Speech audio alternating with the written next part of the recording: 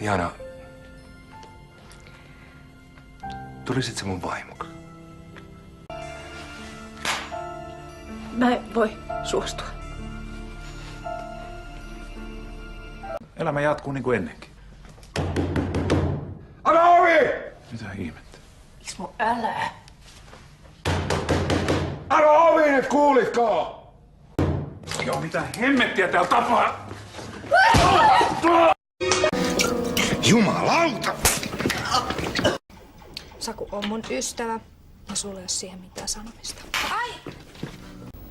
Okei, mä kerron. Se on semmoinen striptease-kurssi. Musta tulee strippari. Ja vielä enemmän mä kyllä ehkä haluaisin huoraa. Sinä turpa kiinni nyt!